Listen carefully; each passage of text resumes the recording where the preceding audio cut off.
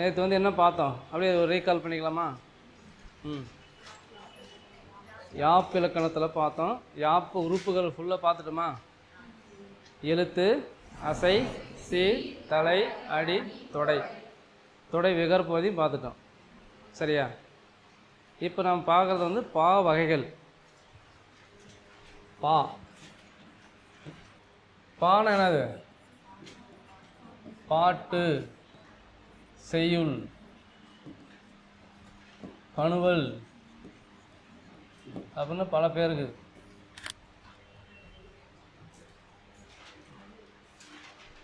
இப்போ பா வகைனா பா வந்து 4.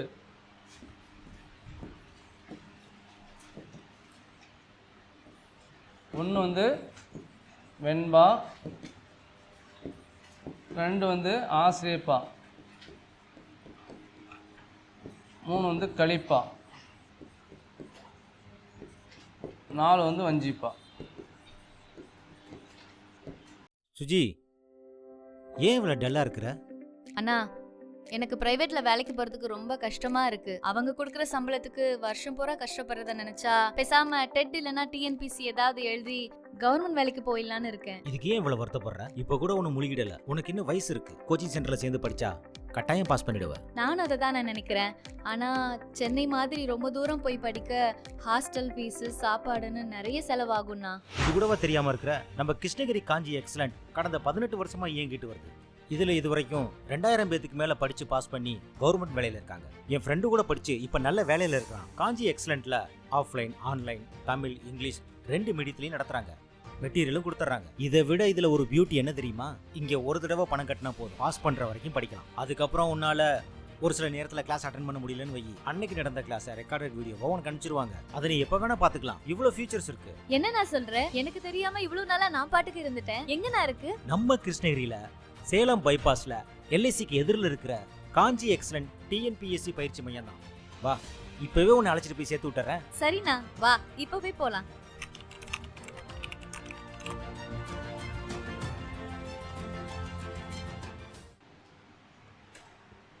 இன்னொரு பாவகை இருக்குது. யாக்கா தெரியுமா? நம்ம ஸ்டாண்டர்டுக்கு வந்து 5 நாள் தான். இந்த டிகிரி படிக்கிறவங்களுக்கெல்லாம் தெரிஞ்சு வச்சுக்கணும்.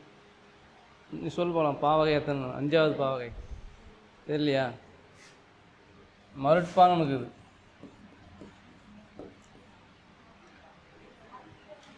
மருட்பா அது யாப்பிரங்கள் காரியில் ஒரு தனி பகுதியை கொடுத்துருப்பாங்க.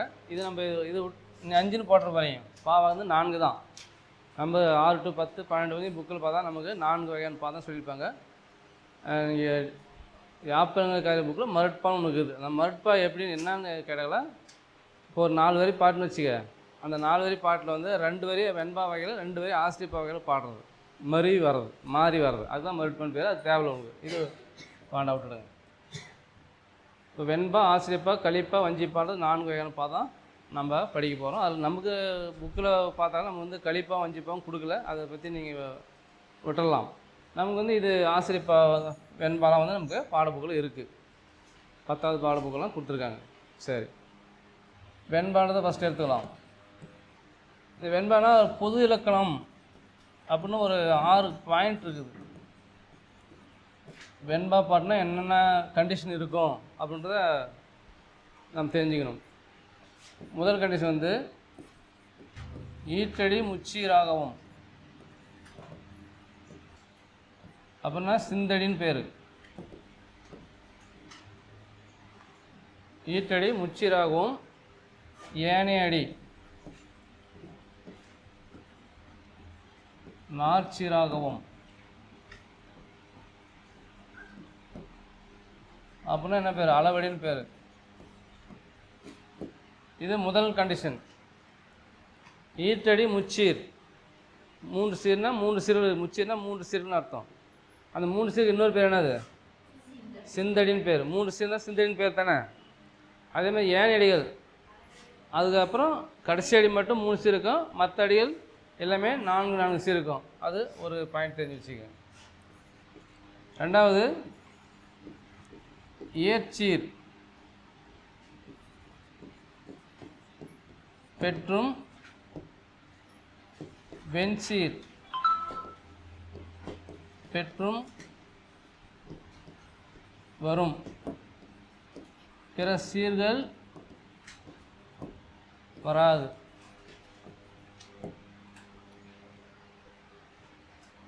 இந்த ரெண்டாவது பாயிண்ட் பாருங்க. இயற்சீர் பெற்றுனா இயற்சீர் என்னது?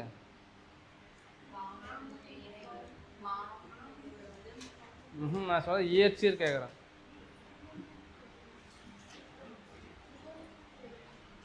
திருப்பி பார்த்து கூட சொல்லுது, பரவாயில்ல. எதுக்கெல்லாம் இயற்சீர்னு சொல்லிக்கிறோன்னு பாரு. அது தலைமா, அது தலை. நான் சொல்கிறது இயற்சீர்னா என்னது? ஈரசச்சீர், தேமா, புளிமா, கருவிலம், கூவிலம். இந்த 4 சீராக இயற்சீர். அந்த இயற்சீர் அது 4 வரும். வெண்சீர்னு என்னது? காய்சீர், தேமாங்காய், புளிமாங்காய், கருவிலங்காய், கூவிலங்காய். இதுதான் வரும், வேறு எதுவுமே வராது. வெண்பா பாட்டில் இயற்சீர் வரும், தேமா, புளிமா, கருவிலம், கூவிலம். வெண்சீர் வரும், தேமாங்காய், புளிமாங்காய், கருவிலங்காய், கூவிலங்காய். மற்ற எந்த சீரும் வராது. அது ரெண்டாவது பாயிண்ட்டு. மூணாவது இயற்சீர் வெண்டலை.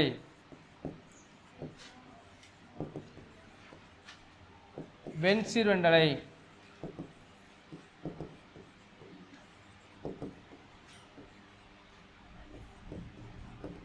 பெற்று வரும் பிற தலைகள் வராது. பிற தலை வராது. அது மட்டுமே பெற்றோன்னு போட்டு போடலாம். இந்த மட்டுமே என்ற வார்த்தை முக்கியம் போடுங்க. இயற்சீர் வெண்டலை, வெண்சீர் வெண்டலை மட்டுமே பெற்று வரும், பிற தலைகள் வராது. அப்போ இயற்சீர்னா என்னது? ரெண்டு வருமே, மாமுன் நிறை, விளமுன் நேர். வெண்சீர்னா காய்முன் நேர். இது 2 தான் வரும், மற்ற எந்த தலையுமே வராது. அடுத்து 4வது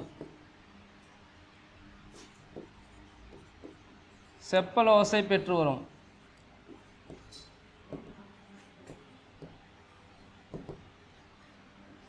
செப்பல் ஓசை பெற்று வரும். அடுத்து 5வது ஈற்றடியின் ஈற்றுச்சீர் நாள் மலர் காசு பிறப்பு என்ற வாய்ப்பாட்டினுள்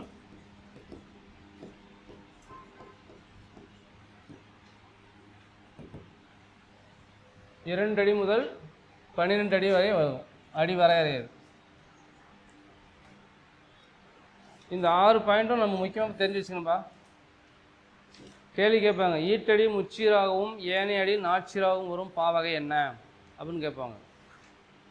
அது ஒரு வெண்பான்னு சொல்லிடலாம். அதே மாதிரி இங்கே இது கேட்பாங்க, ஈர்ச்சீர் வெண்டலை, வெண்சீர் வெண்டலை மட்டுமே பெற்றோர்களுடைய பாவகை என்னன்னு கேட்டுருவாங்க. அதுவும் வெண்பா தான். அதே மாதிரி இது கேட்பாங்க, செப்பல் ஓசை பிறகு என்னன்னு கேட்பாங்க ஓசையில். அதே மாதிரி ஈட்டடின்னு ஈட்டுச்சு 4 மலை காசு பிறப்பு என்னும் வாய்ப்பாலும் கொண்டு முடியும் பாவகை என்னன்னு கேட்டுருவாங்க. ஸோ இதெல்லாம் ஒவ்வொன்றும் ஒரு கேள்வியை கேட்பாங்க.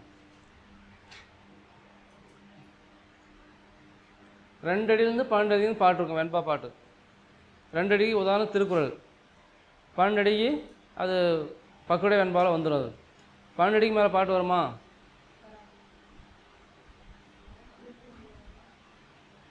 கொடுத்துருக்காங்க வரும்னு போட்டு லேட்டஸ்ட்டாக தமிழ் புக்கில் 10th புக்கில் அது களி வெண்பான்னு சொல்கிறாங்க. அது வகை அது புதுசாக அந்த வருஷம் தான் கொடுத்துருக்காங்க.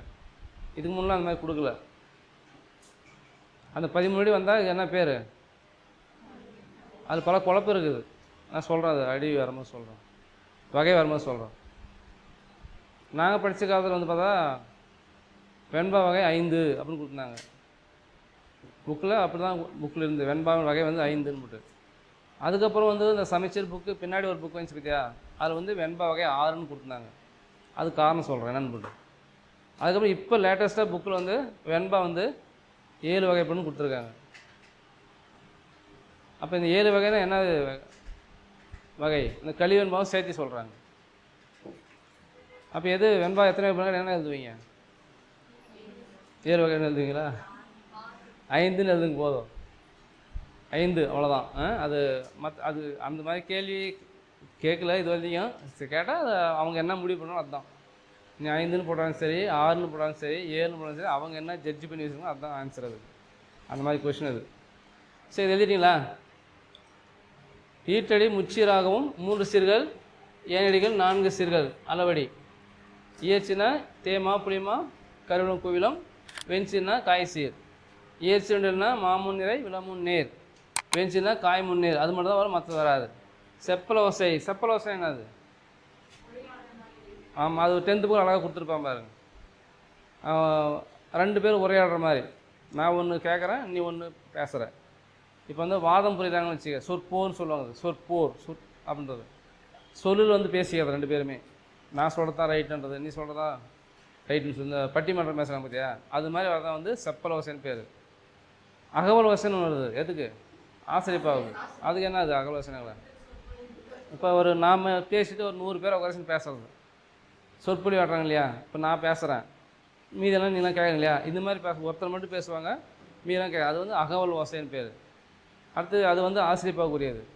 அடுத்து வந்து கலிப்பாவுக்கு என்ன ஓசை? துள்ளல் ஓசை. துள்ளலோன்னு என்னது? ஆமாம், கொஞ்சம் வேகமாக நம்ம ஒரு குத்து ஆட்டம்னு சொல்கிறாங்க இல்லையா? ஒரு பாட்டு போட்டால் நம்ம கை காலம் நம்மளே அறியாமல் தன்னுமே கை கால் ஆட்டுவோம், டான்ஸ் போடுவாங்க சில பாட்டுக்கலாம். அந்த மாதிரி வந்து ஆடுறதான் வந்து துள்ளல் ஓசைன்னு பேர். அந்த மாதிரி மியூசிக் அது வரும், கொஞ்சம் எடுப்பாக வரும். அடுத்து தூங்கல் ஓசை. தூங்கல் ஓசைனா வந்து வஞ்சிப்பாக்குரியது, மெலோடியாக வரும், தாழ்ந்தே வரும் அந்த ஓசை வந்து. அது வந்து அது பிரிச்சிருக்காங்க. அந்த மாதிரி அது 10th புக்கில் கொடுத்துருக்காங்க. அதை கட்டம் கட்டி அதை பார்த்துக்குங்க.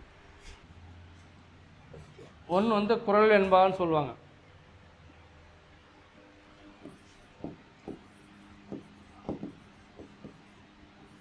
சிந்தியில் வெண்பா.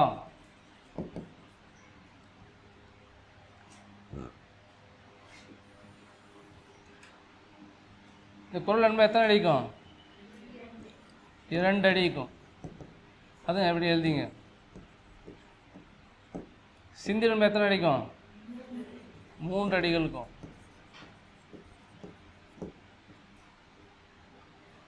இது வந்து என்ன பண்ணாலும் 2ஆக பிரிச்சிடுறாங்க. நேரிசை சிந்தில் வெண்பா, இன்னிசை சிந்தில் வெண்பா.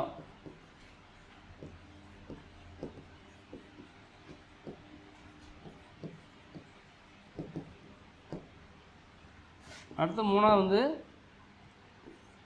நேரிசை வெண்பா.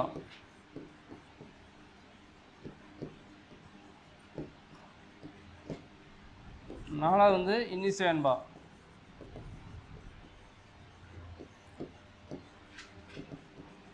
இது ரெண்டுமே எத்தனை அடிக்கும்? 4 அடிக்கும்.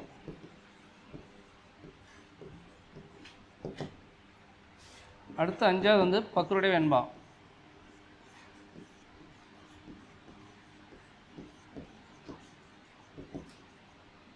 இது 5லேருந்து 12 அடி இருக்கும்.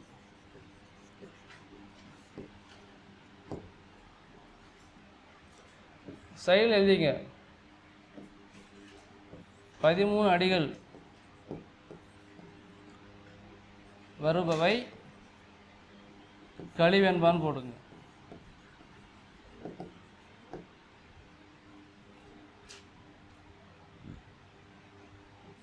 இது வந்து 7வது வகையாக போட்டுக்கலாம். 6 7 வச்சுக்க. இப்படி 6 சொல்கிறது. இப்போ இதை வந்து என்ன பண்ணாங்க, ரெண்டையும் சேர்த்திட்டாங்க. 1 2 3 4 அப்படி இருந்தாலும் இது என்னப்பா 5 வரும், இது 6 வரும், அப்படி வரும். 1 2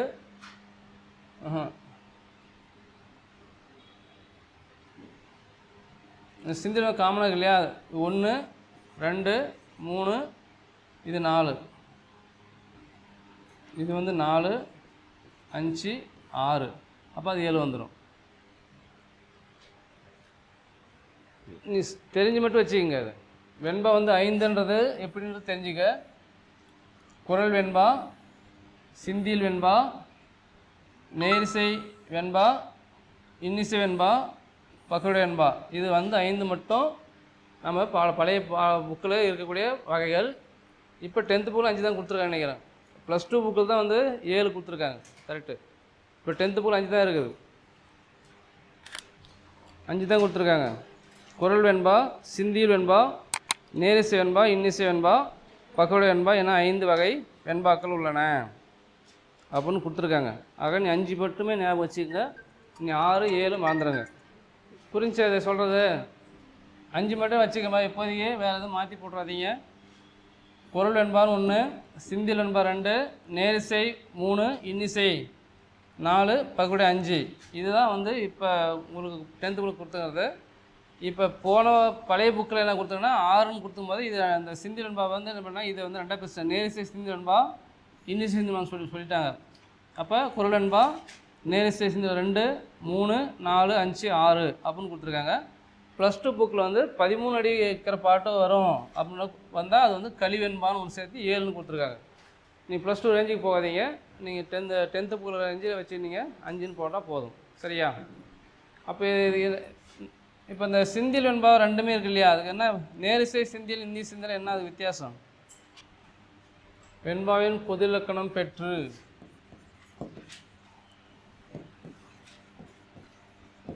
இரண்டு அடிகளை கொண்டு. குரல் வெண்பானா இப்படி தான் இருக்கும். வெண்பாவின் பொது இலக்கணம் பெற்று என்னது? அந்த 6 கண்டிஷனு, அதுதான் பொது இலக்கணம். அது எல்லாத்தையுமே 6 கண்டிஷன் கட்டாயம் வரும். 2 அடி தான் இருக்குதுல்ல, 2 அடிகள் தான் இருக்கும். குரல்னா 2 அடி தான் இருக்கும். ஒரு விகற்பமாகவோ 2 விகற்பமாகவோன்னா என்ன?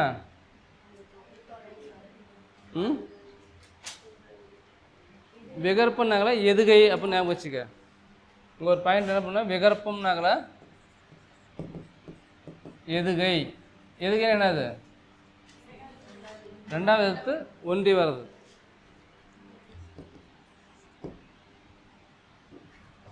இந்த 2 குரலை பாருங்கள். எண்ணி துணிய கரமும் துணிந்த பின் எண்ணுவோம் என்பது இழுக்கு. பொருள் என்னும் பொய்யா விளக்கம் இருள் அறுக்கும் எண்ணியை தயத்து சென்று.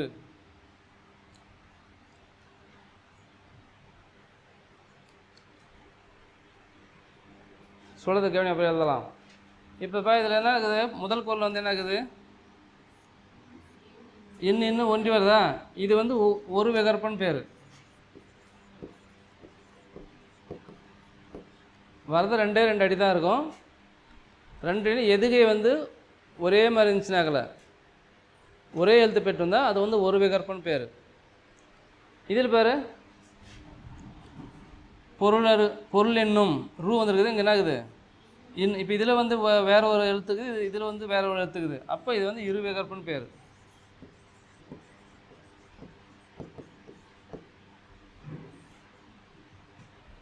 மாறி வருது, இல்லாமல் வருது.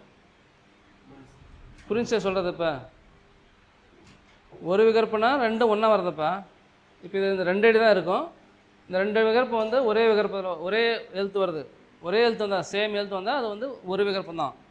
இங்கே வந்து பார்த்தா 2 அடியில் பார்த்தா இந்த அடியில் வேற ஒரு எழுத்துக்குது, இந்த அடியில் வேற ஒரு எழுத்துக்குது, மாறி வருது. அப்போ 2 விகற்பன் பேர். இந்த மாதிரி தான் நிறைய வரும். எதுக்கே தான்ப்பா சொல்கிறேன்னு. ஏப்பா இதில் வந்து ஒரு எழுத்துக்குதா, இதில் ஒரு எழுத்துக்குதா, ஒரு விகற்பமா, இதில் ஒரு வேற எழுத்தா, இது ஒரு விகற்பம். 2 விகற்பமாக வருது. இதில் வரல, இதில் வரல, மாறி வருது. இதில் வந்து ரூ வந்துருக்குது, அது ஒரு விகற்பமாகுது. இதில் வந்து இன்னும் வந்து அது ஒரு விகற்பமாகுது, 2ஆகுது. இது அப்படி இல்லை, இதுலேயும் இன்னுக்குது, இதுலேயும் இன்னுக்குது, ஒரே விகற்பமாகுது. ஒன்றி வந்தால் ஒரு விகற்பம், மாறி வந்தால் 2 விகற்பம். 2ஆவது எழுத்து மட்டும் பார்க்கணும்னு சொல்ல வரணும். அப்போ என்ன பண்ணுது? குரல் வெண்பானா பொறுத்த வரைக்கும் 2 அடி தான் இருக்கும். அந்த 6 கண்டிஷன் பெற்று வரும். ஒரு விகற்பமாக வரலாம், 2 விகற்பமாக வரலாம். அப்படின்னா அது ஒரே மாதிரி எதுகை ஒன்றி வரலாம், 2ம் மாறி வெவ்வேறே வரலாம். அப்படி தான் குரல் இருக்கும் பெரும்பாலும். புரியுதா? இதுதான், அதுதான் குரல் வெண்பான்னு பேர். இப்போ இந்த விஷயத்தை இந்த விகற்பனத்தை தெரிஞ்சுக்கணும். அப்போ தான் உங்களுக்கு மற்றெல்லாம் உங்களுக்கு புரிஞ்சிக்க முடியும்.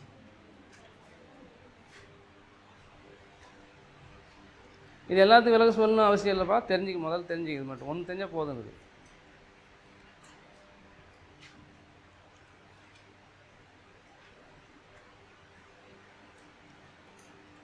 இது வந்து பழைய புக்கில் இருக்குது, புது புக்கில் இல்லை.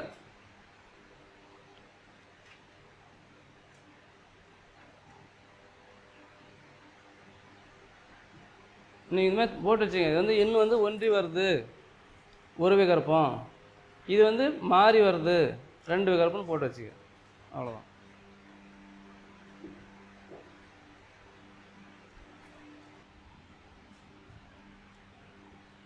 இதில் என்ன சொல்லியிருக்கான் பார், வெண்பாவின் பொது இலக்கணம் பெற்று. எழுதி இருந்தால் புரியாது. எத்தனை அடி வரும் இதுக்கு? 3 அடிகளை கொண்டு 2ஆம் அடியின் இறுதியில் தனிச்சொல் பெற்று. 2வது அடியில் தனிச்சொல்னு அது சின்ன ஒரு ஐஃபன் கொடுத்து ஒரு தனியாக ஒரு சொல் இருக்கும், அது பெற்று ஒரு விகற்பமாகவோ 2 விகற்பமாகவோ வரும். இதுக்கு பாட்டு வேணுன்னா புக்கு சொல்கிறது. அறிந்தானை ஏற்றி அறிவாங்க அறிந்து சிறந்தார்க்கு செல்வன் உரைப்ப.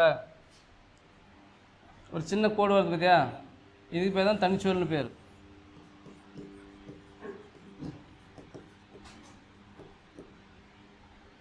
சிறந்தமை ஆராய்ந்து கொண்டு அப்படின்னு 3 வரி பாட்டு. இது இந்த தனிச்சொல்னால் சாதாரணமாக இருக்கக்கூடாது. எந்த சொல் தனிச்சொல்லுதோ அங்கே வந்து பார்த்தா அந்த எதுகை பொருந்தி வரணும். இங்கே ரானா அந்த ரா அப்படியே வருங்க. புரிஞ்சா சொல்கிறது? தனிச்சொல்வது வந்து இங்கே 2வது இல்லை என்ன 2வது எழுத்து இருக்குதோ அந்த எழுத்து அதே சேம் அங்கே ரா வந்து வரும். அப்படி வந்தால் அது தான் தனிச்சொல்னு பேர். சின்ன ஒரு கோடு தான் வச்சுருப்பாங்க. அந்த கோடு இது அந்த மாதிரி வந்து பாரு என்ன சொல்கிறாங்க, வெண்பாவின் பொது இலக்கணத்தை பெற்று. வெண்பாவின் பொது இலக்கணம் அந்த 6 பாயிண்ட்டுக்கு இருக்கும். அப்புறம் 3 அடி தான் கொண்டு இருக்கும், 3 அடி இருக்கும். 2ஆம் அடியில் தனிச்சொல் பெற்றிருக்கும். இது ஒரு விகற்பத்தாலோ 2 விகற்பத்தாலோ வரணும். எப்படி சொல்கிறது? அது இது ரெண்டும் வந்து பார்த்தா ஒரே மாதிரி தான். இது வந்து ஒரு விகற்பம், இது வந்து பார்த்தா வேறு வந்துருக்கு இல்லையா, இது வந்து ஒரு விகற்பம். சப்போஸ் 3 ஒரே மாதிரி வரும், 3 ஒரே மாதிரி வந்துச்சுன்னா அது ஒரு விகற்பம்.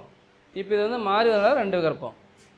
இதுக்கு அதுக்கு என்ன வித்தியாசம் சொன்னால், இங்கே அந்த இதே சேம் கண்டிஷன் நேரிசை சிந்தி. இப்போ இன்னிசை சிந்தியில் என்பான்னு வச்சுக்க. என்ன கண்டிஷன்னா இந்த தனிச்சொல் வராது, அவன் தான் வித்தியாசம். இதே கண்டிஷன் எல்லாமே வரும். வெண்பாவின் பொதுவிடம் பெற்று 3 அடிகளை கொண்டு 2ஆம் அடியின் இறுதியில் தனிச்சொல் இல்லாமல் ஒரு விகற்பமாகவோ 2 விகற்பமாக வருவது இன்னிசை சிந்தில் வெண்பா அப்படின்னு அர்த்தம். தனிச்சொல் வந்தவே நேரிசை, தனிச்சொல் வல்லுனவே இன்னிசை அப்படின்னு தெரிஞ்சுக்கலாம். அந்த பாயிண்ட் எழுதிங்க. தனிச்சொல் வந்தால் நேரிசை, தனிச்சொல் வல்லுநகளை இன்னிசைன்னு தெரிஞ்சு வச்சுக்க. அடுத்து வந்து நேரிசை வெண்பா.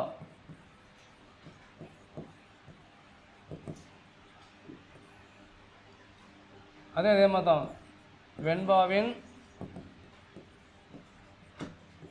பொது இலக்கணம் பெற்று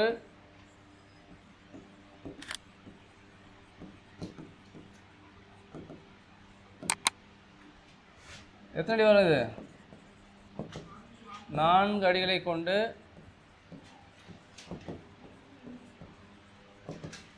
2ஆம் அடியின் இறுதியில்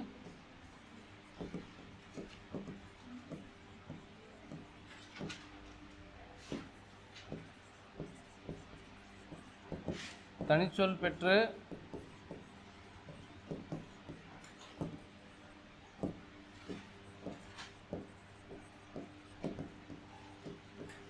ஒரு விகற்பமாகவோ 2 விகற்பமாகவோ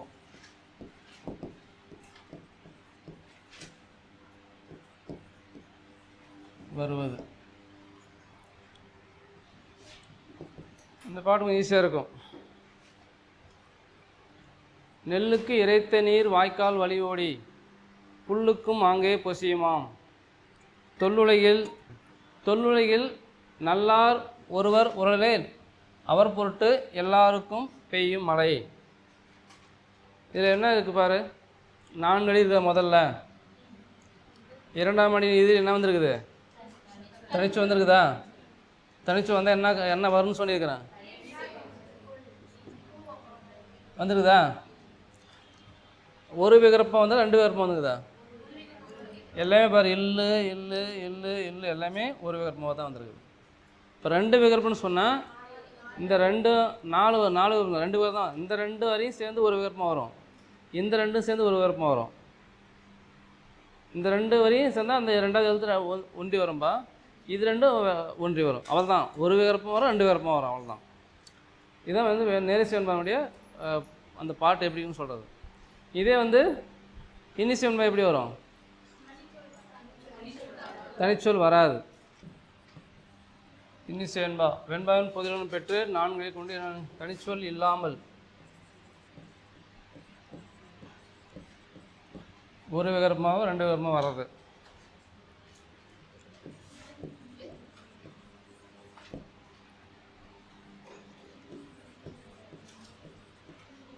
இதே பாட்டு தான் கொடுத்துருப்பாங்க பழைய புக்கில்.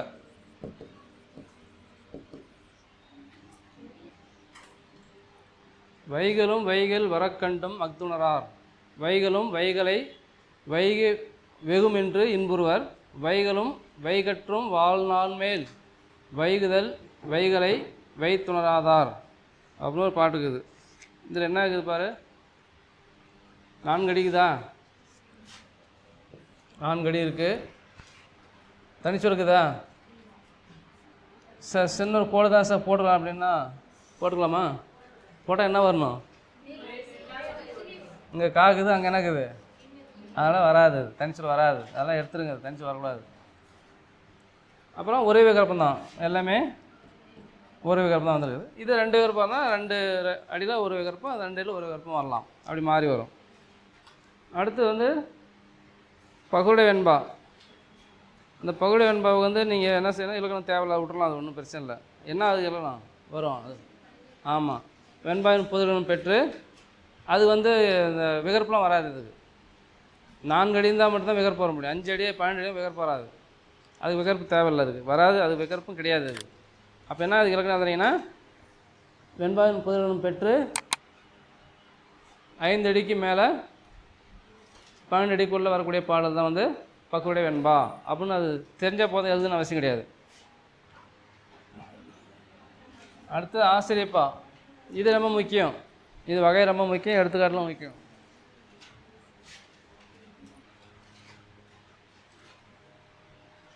இதுவும் 6 பாயிண்ட் இருக்குது. கண்டிஷன் இலக்கணம். முதல் கண்டிஷன் பார். முன்ன வெண்பா என்ன சொன்னேன், இது என்ன சொல்லிக்கிறேன், அதே தான் இல்லை, அதே தான் இல்லை, படிச்சு பாரு. என்ன சொன்னது, ஈட்டடிப்பா, இது ஈற்று அயலடி, கடைசிக்கு முந்தின அடி. புரிஞ்சுக்க, இது இந்த கேள்வி கேட்டிருக்காங்க, நிறைய வாட்டி கேட்டிருக்காங்க, டிஎன்பிஎஸ்சி கொஷனில் கேட்டிருக்காங்க.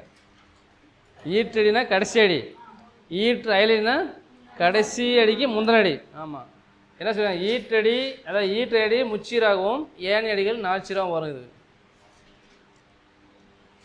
கடைசி அடிக்கு முந்தின அடி 3 சீரை வரும், மற்ற அடி எல்லாமே 4 சீரை வரதான் வந்து இந்த பாயிண்ட் கண்டிஷன்.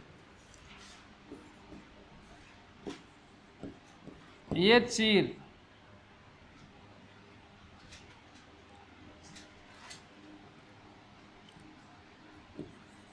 இயற்சீர் பெற்றும் அயற்சீர் விரைவியும் வரும். விரைவினா கடந்தவர்னு அர்த்தம்.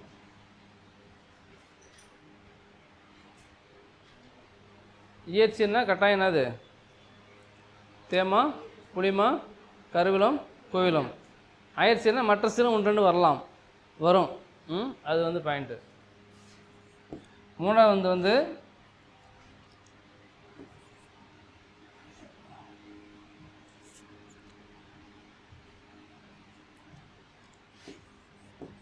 ஆசிரியர் தலைகள்.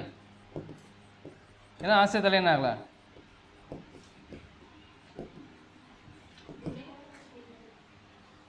ஆசிரியர் தலை என்ன தலை வரும்,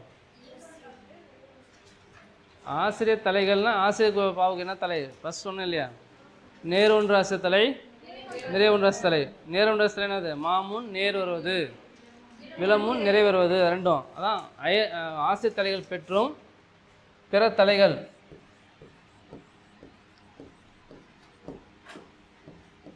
கலந்தும் வரும். அதிகமாக வர்றது வந்து ரெண்டும் வரும்பா. ஆசிரியர் தலை வந்து அதிகமாக வரும், ஆனால் மற்ற தலையும் கலந்து வருது. ஆனால் வெண்பகை என்ன சொன்னான்? ஆமாம், அது மட்டும்தான் வரும், மற்ற தலை எதுவும் சுத்தமாக வராதுன்னு சொல்லியிருக்கிறார். இது வந்து என்ன பண்ணும்? அகவல் ஓசை.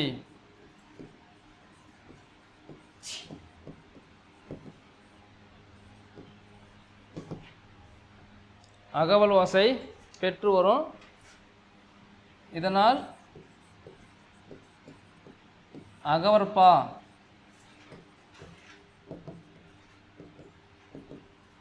என்பர். ஆசிரியப்பாவுக்கு இன்னொரு பேர் என்னது? அகவற்பான்னு பேர். ஆசிரியப்பாவுக்கு இன்னொரு பேர் வந்து அகவற்பா அப்படின்னு சொல்லுவாங்க. அகவல் ஓசைனா முன்னே சொன்னேன், சொற்பொழி வாட்டுவது போன்ற ஓசை அப்படின்னு.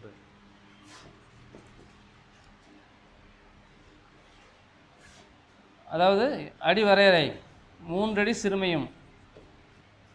3 அடி சிறுமை, 3 அடி கீழே பாட்டு வராது, 2 அடி பாட்டு வராது ஆசிரியப்பாவுக்கு.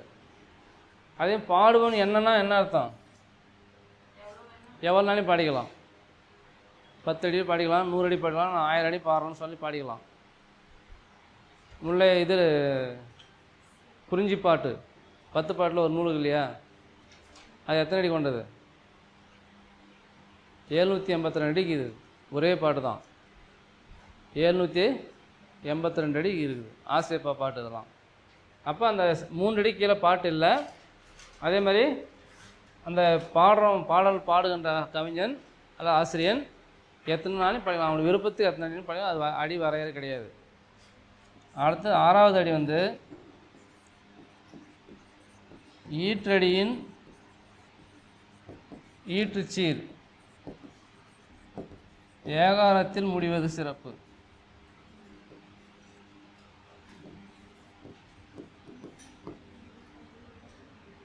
இது கேள்வி கேட்குறாங்கப்பா. இது எல்லாமே பாயிண்டாக கேட்பாங்க.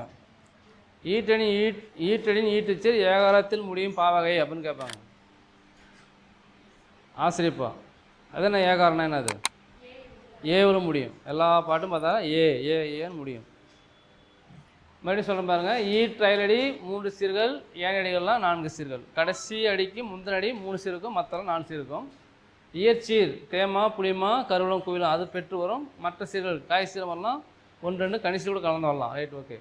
அதேமாதிரி ஆசிரியர் தலைகள் வந்து மிகுதியாக வரும். ஆசிரியர் தலை என்னது? நேருண்டாசி தலை, நிறைவுண்டாசி தலை அதிகம் வரும். பிற தலைகள் 1 2 கலந்து வரலாம்.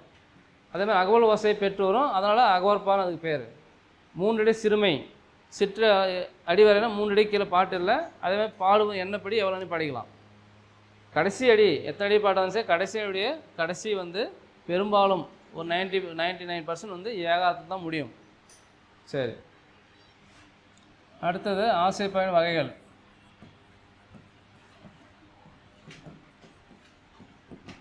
ஆசிரியப்பா 4 வகைப்படும்.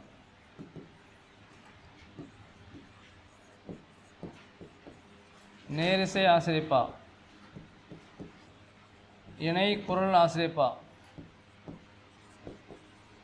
நிலை மண்டில் ஆசிரியப்பா, அடிமறி மண்டில ஆசிரியப்பா. இந்த 4 வகைகள். நேரிசை ஆசிரியப்பா, இணைக்குரல் ஆசிரியப்பா, நிலை மண்டில ஆசிரியப்பா, அடிமறி மண்டில ஆசிரியப்பா. நேரிசை ஆசிரியப்பா. இந்த ஃபஸ்ட்டு பாயிண்ட் இருக்கு இல்லையா, அதுதான் அது. ஈற்றயலடி முச்சீராகவும்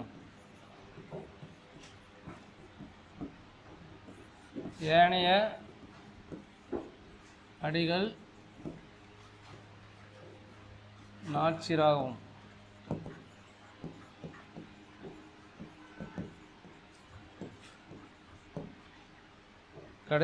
கடைசிக்கு முந்தினடி 3 சீர் வரும். மற்ற 4 சீர் வரும். அப்படி வந்தால் அது வந்து நேரிசை ஆசிரியப்பா பாட்டு வகை சார்ந்த அர்த்தம்.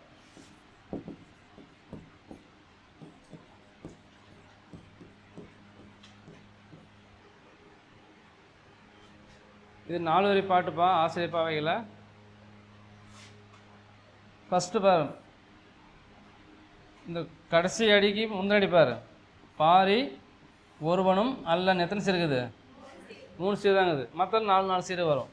பாரி பாரி பாரி என்று பலரை ஏற்றி 4 சீர், ஒருவர் புகழ்வார் சென்னா புலவர் 4 சீர், மாரியும் உண்டு இது ரெண்டும் சேர்த்து பிரிச்சது உண்டீண்டு. அப்போ சேர்த்து எழுதும்போது உண்டீண்டுன்னு வரும்போது ஒரு சீர் தான் வரும். நான் பிரிச்சது என்னென்னு உலக புற பதுவே அப்படின்னு வரும். இந்த பதுவேன்றது வந்து பார்த்தா என்னால் முடியுது நமக்கு யு ப்ளஸ் ஏ.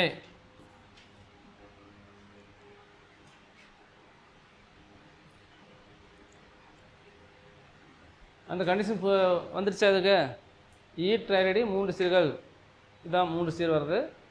ஏனி அடிகள் 4 சீர் வரும். இதில் கூட ஒரு பாட்டு கொடுத்துருக்காங்க, ஈஸியான பாட்டு தான்.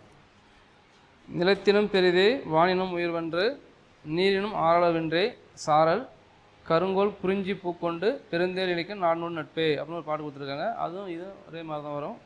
ஏதோ ஒன்று எடுத்தாலும் போதும்.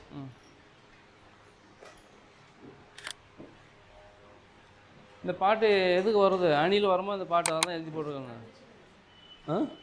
வஞ்சப்போல் சனி வருது. வஞ்சப்போல் சனி நடத்தும் போது இந்த பாட்டு தான் வரும். அதனால் இது ரெண்டுக்கும் யூஸ் ஆகணும் எழுதி போட்டிருக்கோம். அடுத்த 2வது வகை இணை குரல் ஆசிரியப்பா.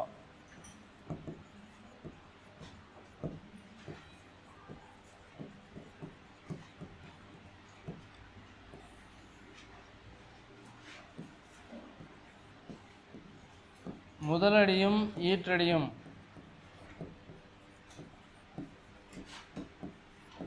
நான்கு சீர்கள் பெற்று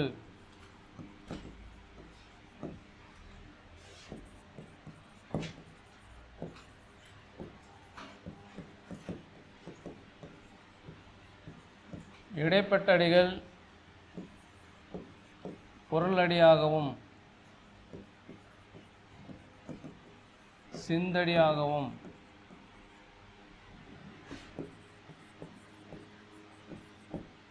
வருவது. முதலடியும் கடைசி அடியும் வந்து 4 சீர் வரும். மற்ற இடைப்பட்ட வந்து பொருளடி 2 சீர் 3 சீர் வரும். நீரின் தன்மையும் தீயின் வெம்மையும் சாரச் சார்ந்து தீரத் தீரும். சாரல் நாடன் கேண்மை சாரச் சாரச் சார்ந்து தீர தீர தீர்ப்பொல்லாதே அப்படின்னு ஒரு பாட்டு. இது எப்படி இருக்குது பாரு. ஃபஸ்ட் அடியும் 4 சீர்க்குதா. இது வந்து தீர தீர தீர்ப்பொல்லாதே 4 சீர் வருது பாரு. அதாவது பிரித்து எழுதியிருக்கான்னு நினைக்காதீங்க, அது ஒவ்வொரு சீர். இது வந்து நேரசை நேர் வருது. இதுவும் நேர் வருது. இதுவும் நேர் வருது. அதுவும் எல்லாமே நேர் வருது பாரு. எல்லாமே எல்லாம் தேமாலே வருது. இங்கே பாரு 2 சீர் வரும். இது ரெண்டும் வந்து 2 சீர் தான் வரும். இது என்ன பேர்? குரலடின்னு பேர். சார நாடன் கேண்மை சார சார சார்ந்து. இது எத்தனை அடி வருது? சிந்தடி வருது. இது மாதிரி வந்து முதலடியும் கடைசி அடியும் 4 சீர்களை பெற்று இடைப்பட்டடிகள் குரலடியாகவும் சிந்தடியாகவும் வருகின்ற அந்த வகைக்கு வந்து இணை குரல் ஆசிரியப்பான்னு பேர். அடுத்த நிலைமணில் ஆசிரியப்பா. எல்லா அடிகளும் 4 சீர்கள் பெற்று வருவது. ஆசிரியப்பா அது அந்த அந்த கண்டிஷனும் ஒரு வகை. அதில் எல்லா பாட்டும் அதே வரும்னு கிடையாது. ஆசிரியப்பான்றது வந்து அந்த ஈற்றடி முச்சீராகவும் இடையே 4 சீராகவும் அது ஒரு பாயிண்ட்டு ஒன்று வருது. வெண்ப மாதிரி வராது. எல்லாத்துக்கும் ஒரே இது மாதிரி வரலாம் வராது. இதுக்கு ஒவ்வொரு பாட்டுக்கும் ஒவ்வொரு ராகம். அதை தான் 4 பிரிக்கிறாங்க, 4 வகையாக பிரிக்கிறாங்க. ஈற்றடி முச்சீராகவும் இடையே 4 சீராக வந்தது அது ஒரு வகை. முதலடியும் கடைசி அடியும் 4 சீர் போட்டு இடைப்பட்ட அடி அது ஒரு வகை. இப்போ இது எல்லா அடியுமே 4 சீர் வருது, இது ஒரு வகை. இன்னொரு வகை இருக்குது. எந்த அடி எப்படி போட்டி போதாலும் பொருள் மாறாது. நீ தலைக்கையில் படித்தாலும் பொருள் மாறாது, மேலேருந்து படித்தாலும் பொருள் மாறாது. இடையில் அடி தூக்கி போட்டு இடைக்கு அடி கடைசி போட்டு கடைசியில் தூக்கி மேலே போட்டால் பொருள் மாறாது. அப்படி ஒரு வகை இருக்குது. வேரல் வேலி வேட்கோட் பலவின் சாரல் நாட செவ்வியை ஆகுமதி யாரக்து அறிந்திசினோரே சாரல் சிறுகோட்டு பெரும்பலம் தூக்கியாங்கிவள் உயிர்த்தவச் சிறிது காமமோ பெரிது. திருப்பால் எல்லாமே எத்தனை அடிக்குது, எத்தனை சி இருக்குது? எல்லாமே 4 சி தான் இருக்கும். இந்த மாதிரி எல்லாமே அது 3 அடி பாட்டாலும் சரி, 30 அடி பாட்டாலும் சரி, இல்லை 100 அடி பாட்டாலும் சரி, எல்லாமே 4 சீராக இருந்துச்சுன்னா அது ஒரு வகைப்பா. அடிமறி மாற்று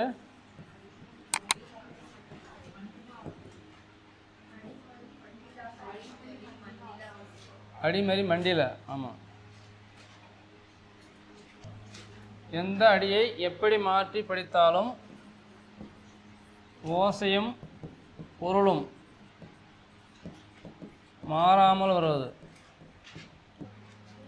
தாய்மொழி வளர்த்தல் தமிழர் தம் கடனே, வாய்மொழி புறத்தல் மற்றவர் கடனே, காய்மொழி தவிர்த்தல் கற்றவர் கடனே, ஆய்மொழி உரைத்தல் அறிஞர் தம் கடனே. எந்த அடியை எப்படி மாற்றி படித்தாலும், மாற்றினா தலைகளை மாற்றதில்லை, இப்படி எழுத்து மாற்றதில்லை. இந்த அடி தூக்கி ஃபஸ்ட்டு படிக்கலாம். இப்படி ஆய்மொழி உரைத்தல் அறிஞர் தம் கடனே, காய்மொழி தவிர்த்தல் கற்றவர் கடனே, வாய்மொழி புறத்தல் மற்றவர் கடனே, தாய்மொழி வளர்த்தல் தமிழ் கடனே. அப்படி படித்தாலும் பொருள் வரும். மேலேருந்து படித்தாலும் பொருள் வரும். இல்லை இது ஃபஸ்ட்டு படிச்சுட்டு இது 2வது படிச்சுட்டு இது 3வது 4வது படித்தாலும் பொருள் வரும். இல்லை இது ஃபஸ்ட்டு எடுத்துகிட்டு இது 2வது எடுத்துகிட்டு அப்படி மாற்றி எப்படி மாற்றினாலும் பொருள் வரும். ஏன்? ஒரு வரி ஒரு முழுமையான பொருள் சொல்லிடுது. ஒரு வரிக்கும் இன்னொரு வரைக்கும் லிங்க் கிடையாது. தாய்மொழி வளர்த்தல், தாய்மொழி வளர்க்குறது யாருடைய கடன்? தமிழ் மக்களுடைய கடமை. அது ஒரு வரி முடிஞ்சு போயிடுச்சு, அதுக்கு அடுத்த லைனும் சம்மந்தம் இல்லை. வாய்மொழி புறத்தல், வாய்மொழி என்னது? பேசுறது. இந்த வாய்மொழியில் என்ன பண்ணால் பேசுறது நல்ல விஷயம் பேசுறது மற்றவருடைய கடன். காய்மொழி தவிர்த்தல், தீய சொல்ல பேசுறது யாருன்னா கற்றவர் கடன். கற்றவனா நான் என்ன பேசணும், நம்ம நல்ல வார்த்தையை பேசணும், அது பார்க்கணும். ஆய்மொழி உரைத்தல், ஆய்மொழினா ஆய்வுக்கு உட்படுத்தணும்.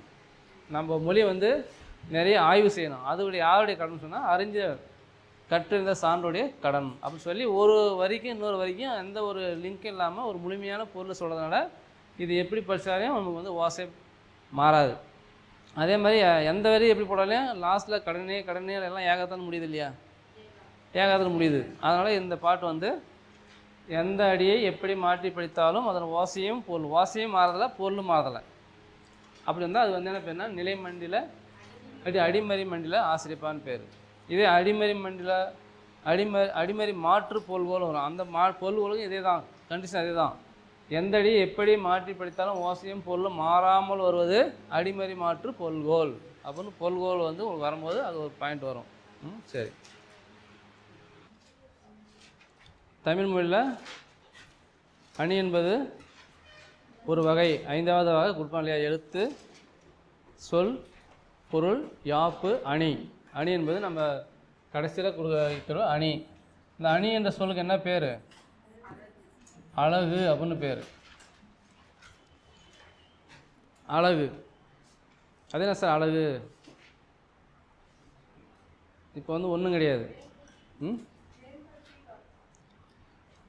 இன்னும் அதாவது சாதாரணமாக பேசுகிறத, சாதாரணமாக சொல்கிற ஒரு செய்தியை அதில் அந்த ஊமை உருவகம் இதெல்லாம் சேர்க்கும் பொழுது அது அழகு சேர்க்கும். அது இப்போ ஒன்றும் கிடையாது. மரம் உயரமாக வளர்ந்துள்ளது அப்படின்னு நம்ம சொல்கிறோம். மரம் உயரமாக வளர்ந்துள்ளதுன்னு சொல்கிறோம். இது சாதாரணமாக சொல்கிறது. இதே வான் அளாவிய மரம் அப்படின்னு சொல்கிறோம் நம்ம. அப்படின்னு என்ன அர்த்தம்?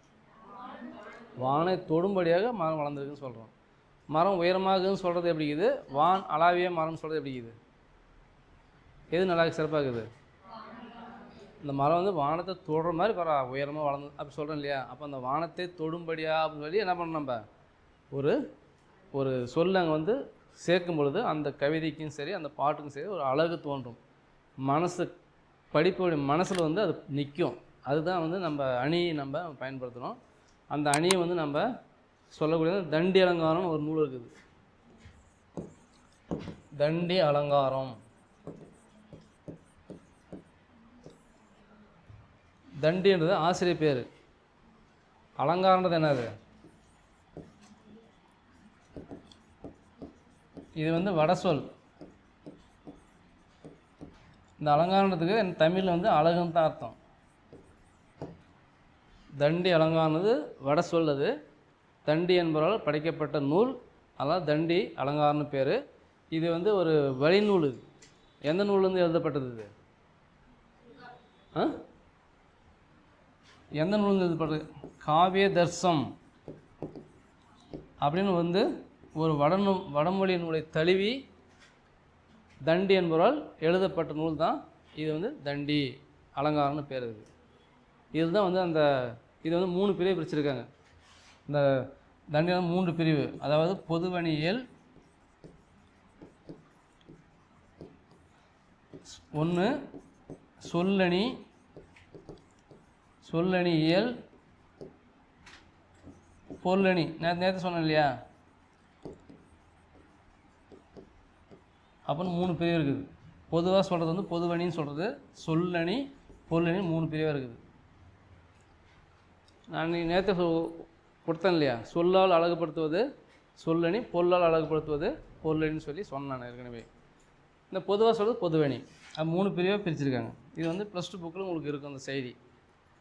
தண்டி அலங்காரம் என்பது காவிய தர்சம் என்னும் வடமொழி நூலை தழுவி எழுதப்பட்டது தண்டி அலங்காரம். தண்டி என்ற ஆசிரியரால் படைக்கப்பட்டதான் தண்டி அலங்காரம். இது 3 பிரிவாக பிரிச்சிருக்காங்க. பொதுவணிவியல், சொல்லணி, பொருளணின்னு சொல்லி சொல்கிறது. சரியா? இப்போ நமக்கு இந்த பொதுவணியில் சொல்லி நம்ம வந்து எந்த ஒரு தகவலும் நமக்கு இல்லை.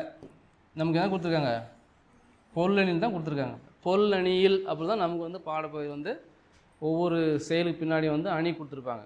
அணி இலக்கணம்னு சொல்லிட்டு இப்போ திருக்குறள் எடுத்தாலும் திருக்குறள்னு வந்து பார்க்கும்போது ஜென்ரலாக வந்து ஒவ்வொரு திருக்குறளுக்கு கீழே வந்து எந்தெந்த அணின்னு கொடுத்துருப்பாங்க. விளக்கம் கொடுத்துருக்க மாட்டாங்க. இந்தந்த அணியை சார்ந்து வருதுன்னு கொடுத்துருப்பாங்க. அந்த இப்போ அதுவும் இப்போ புதுசாக வந்து பார்த்தா +1 +2 புக்கில் அந்த அணி என்னன்றதை விளக்கம் கொடுத்துருக்காங்க. பின்னாடி கொடுத்துருக்காங்க. ஒரு அணினப்போ நிறநிறைனா என்ன அப்படின்றது பின்னாடி விளக்கம் இருக்குது. அதேமாதிரி ஏகதேச உருவம் என்ன பின்னாடி விளக்கம் இருக்குது. அப்படியே தனியாக விளக்கம் கொடுத்துருக்காங்க.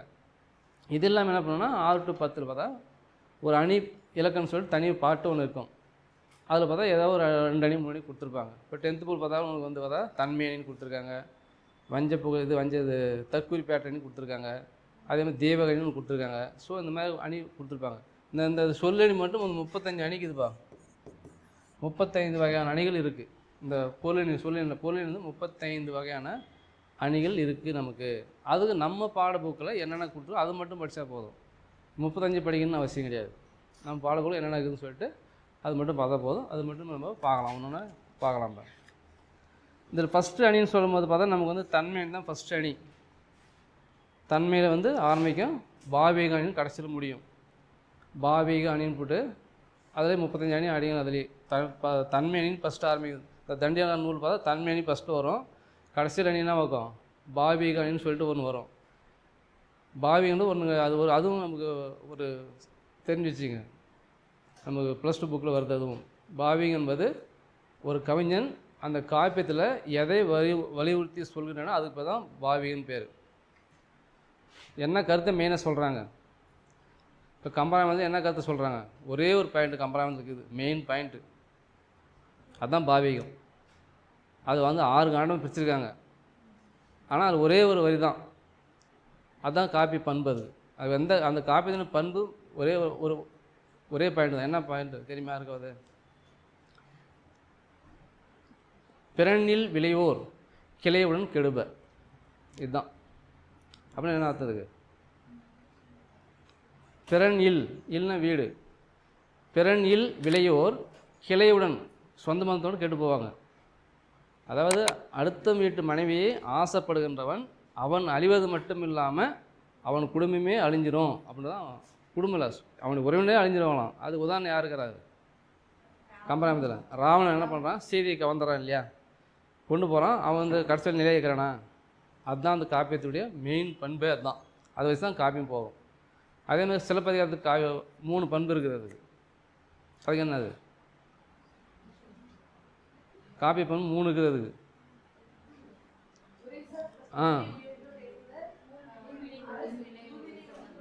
அதே தான். அரசியல் பிழைத்தோருக்கு அறம் கூற்றாகும். இது எங்கே நடக்குது? இது மதுரை காண்டத்தில் நடக்குது.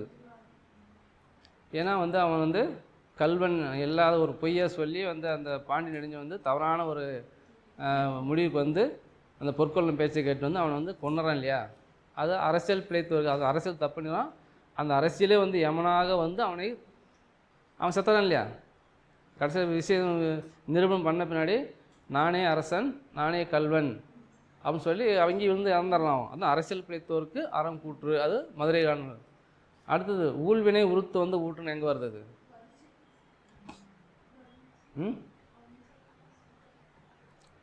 ஊழ்வினை அது சோழ நாட்டில் வருது, புகார் காண்டத்தில் வருது. அது ஏன்னா முன்ன பழம் பிறப்பில் அவன் தீமை செஞ்சதன் காரணமாக மாதேவியை கிட்ட போகிறான். அவன் கண்ணையை விட்டுட்டு மாதேவிட்டு போகிறான். அதாவது ஊழ்வினை. அங்கே போயிட்டு செல்வம் இழக்கிறான். மீண்டும் திருந்தி மதுரைக்கு வரான். அங்கே செல்வங்கள் இல்லை. அதனால என்ன பண்ணுறான்? மதுரைக்கு போகிறான். அதான் ஊழ்வினை உருத்து ஊட்டும் அப்படின்ட்டு பாயிண்ட்டு. அதே மாதிரி இதுன்னு ஒன்று சொல்லுவாங்க, உரைசார் பேர் உயர்ந்தோர் ஏற்றுவார்னு சேர் நாட்டில் கண்ணைக்கு பண்ணுறா. அந்த மதுரையை எரிச்சிட்டு ஒரு வேங்கை மரத்திலேருந்து 14 நாட்கள் விரதம் இருந்துட்டு விண்ணுலகத்தை அடைகின்றார். அப்படி இப்போ அந்த அந்த அந்த நிகழ்வு அந்த மக்கள் பார்க்குறாங்க. அவன் தெய்வமாக மதிக்கிறாங்க. அதான் உரைசால் பத்தினி உயர்ந்தோர் ஏற்றுவார். இதுதான் இந்த 3 பேர் தான் அந்த சிலப்பதிகாரமே. அதாவது கவிஞன் வலியுறுத்துகின்ற அந்த பண்புக்கு பேர் தான் பாவியன் பேர். காப்பிய பண்பு தான், புரியுது? அந்த மாதிரி அதுதான் பாவியன்னு சொல்லுவாங்க. சரி, நமக்கு அது இல்லை, தெரிஞ்சுக்கலாம். Right, okay. இப்போ அந்த 10th புக்கில் தன்மை முதல் அணி சொன்னேன் இல்லையா? அது மட்டும் சொல்லிடுறாரு. அது சிலப்பதிகாரம் தான் வருது. அது சரி, ஃபஸ்ட்டு தன்மையின் தலை போட்டுங்க. அப்படி சொல்கிற பாருங்க. எவ்வகைப்பட்ட பொருளாக இருந்தாலும் அதன் உண்மையான இயல்பு தன்மையினை கேட்பவர்களின் மனம் மகிழுமாறு உரிய சொற்களை அமைத்து பாடுவது தன்மை அணியாகும். இதனை தன்மை நவிர்ச்சி அணி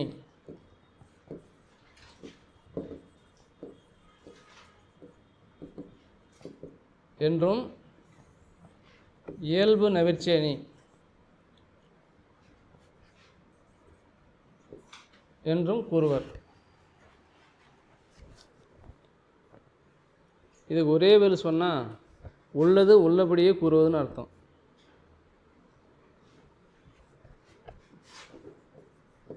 உள்ளது உள்ளபடியே கூறுவது.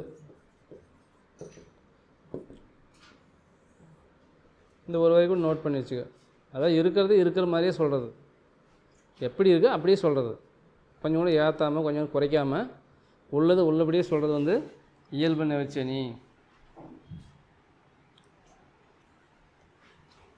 இந்த அணி 4 வகைப்படும்.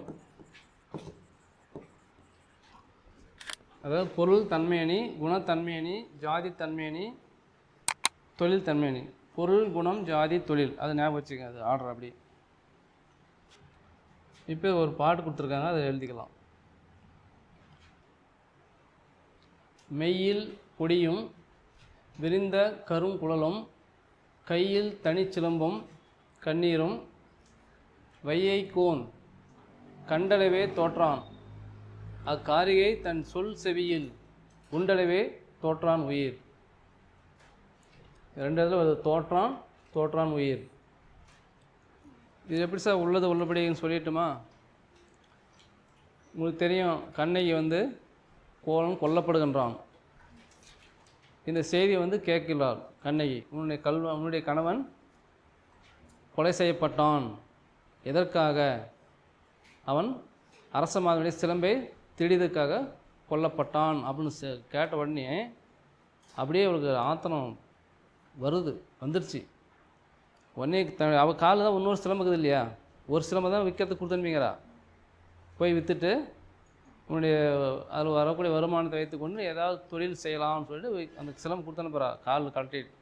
ஒன்று காலில் ஏற்கனவே இருக்குது, உடனே அந்த காலில் இருக்கிற சிலம்பு கழட்டிக்கிறா, பிடிச்சிட்டு என்ன பண்ணுறா, அப்படியே வேக வேகமாக வரா. மெய்யில் பொடியும், மெயின் என்னது உடம்புல, ஏன்னா வேக வேகமாக வரும்போது அப்படியே தூசு கிளம்புது, அப்படியே ஒவ்வொரு காலையும் திம்முன்னு வச்சுக்கும் போது அப்படியே தூசு கிளம்பி உடம்பு முழுவதும் என்ன ஆகுது, தூசாக இருக்குது. அது ஒரு செய்தி. விரிந்த கருங்குழல், அப்படியே தலைவெறிய கூந்தல் வந்து பண்ணுறா, விரித்து குளத்தில் அப்படியே விட்டுட்டு வரா, பார்த்தா பத்திரகாளி மாதிரி தெரிறா, அது மாதிரி. அதான் விரிந்த கருங்குழலும். கையில் என்ன பண்ணுறா, ஒரு தனி சிலம்பு வச்சுக்கிட்டு கண்ணீர், கையில் சிலம்பு வச்சுக்கிட்டு அப்படியே கண்ணீர் மல்க வந்து நிற்கிறா. வந்து நின்னோடனே நேராக விட்றாங்களா, விடத்தில் வாயில் காவலும் பார்க்குறான். அதை காட்சியை பார்த்தோன்னே மன்னன் போய் சொல்கிறான், ஐயா உன்னை தேடி ஒரு கும்பல் வந்திருக்குது, அதை பார்த்தா பத்திரகாளி மாதிரி இருக்குது, ஆனால் பத்திரகாளி இல்லை, கொற்றவை மாதிரி இருக்குது, ஆனால் கொற்றவை இல்லை, ஏதோ மனசுக்குள்ளே ஒரு வஞ்சகத்தை வச்சு நிற்கிறான்னு சொல்லி சொல்கிறா. உடனே கூப்பிட்டுவான்னு சொல்லி அவன் சொல்லுவான் இல்லையா. அந்த வையைக்கு ஒன்றா யார், அரசன் பாண்டிய மன்னன் என்ன பண்ணுறான், கண்டளவே தோற்றான். அவளை பார்த்தோன்னே ஓஹோ நம்ம எதோ பெருசாக தப்பு பண்ணிட்டுண்டா அப்படின்ற மாதிரி முடிவுக்கு வந்துடுறான். வந்து உடனே அது நடக்கும். எதுக்காக வந்தம்மா, என்னம்மா பிரச்சனைன்னு கேட்கும்போது பேசுகிறாங்க.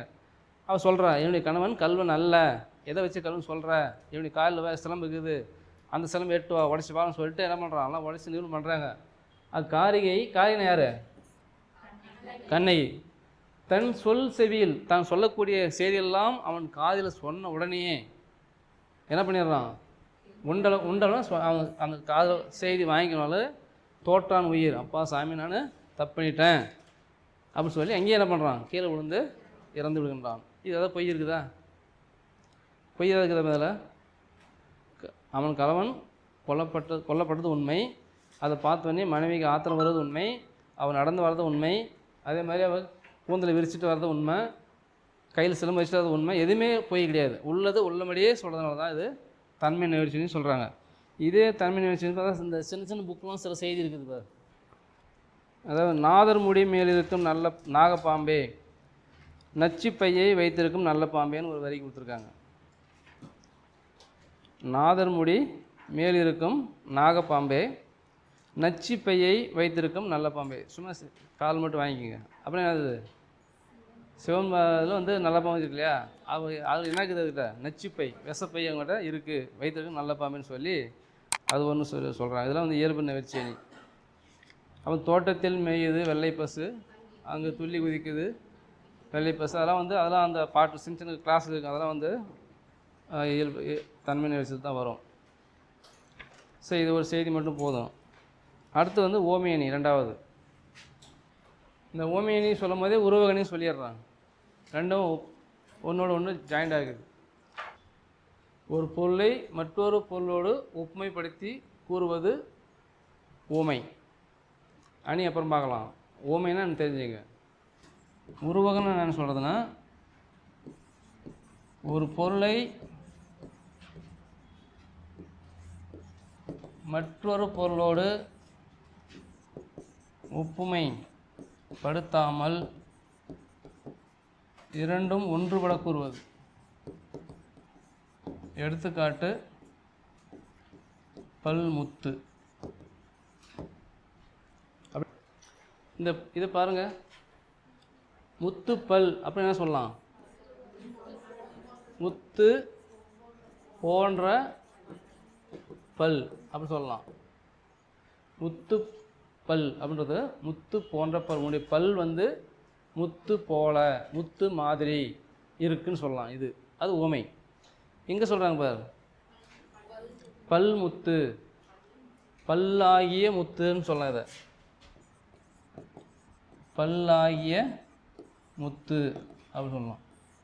எங்கே சொல்லலாம், இங்கே வந்து என்ன சொல்கிறோம் பாருங்கள, முத்து பல் அப்படின்னா முத்து போன்ற இந்த பல் வந்து இதை வந்து என்ன சொல்கிறோம் பாரு, இது வந்து பொருள்,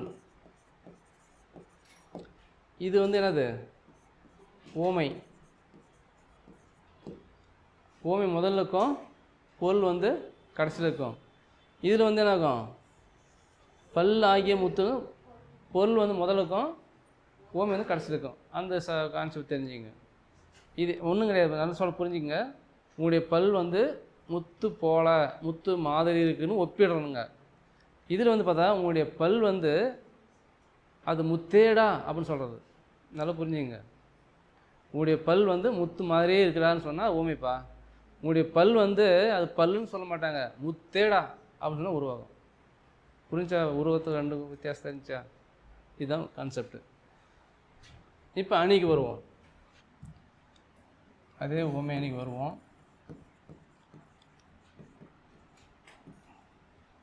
இது இன்னொரு பாயிண்ட் சொல்லலையா, ஓமைக்கும் பொருளுக்கும் இடையில் போல என்ற ஓம் உருவு மறைந்து வருவதா?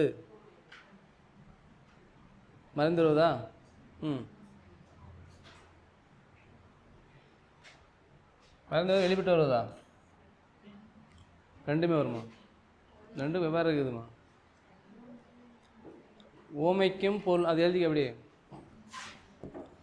ஓமைக்கும் பொருளுக்கும் இடையில்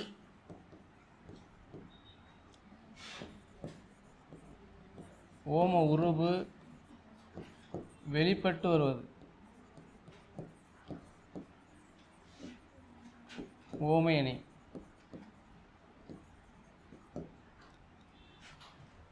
இது ஒரு பாயிண்ட் வச்சுக்க. இதே பாயிண்ட் வேறு மாதிரி சொல்லலாம். ஓ மானத்துக்கும்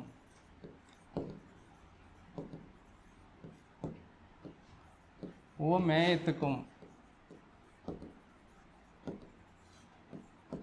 இடையில் ஓம உருவு வெளிப்பட்டு வருவது. ரெண்டும் ஒன்று தான்பா, ரெண்டும் ஒன்றே தான். இந்த ஓமைக்கு வந்து ஓ மானம் சொல்லுவாங்க, ஓ மானம் சொல்லுவாங்க. இந்த பொருள் சொல்லணும் இல்லையா, அது வந்து ஓ மேயன்னு சொல்லுவாங்க.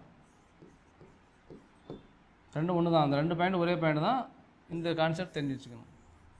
ஓமி வந்து ஓ மானம், பொருள் வந்து ஓ மேயம் அப்படின்னு சொல்லி கேட்பாங்க.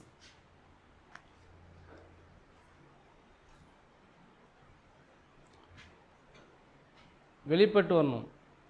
ஓம் உருவு வந்து போல புறைய அண்ணன் என்ன நிறைய இருக்குது.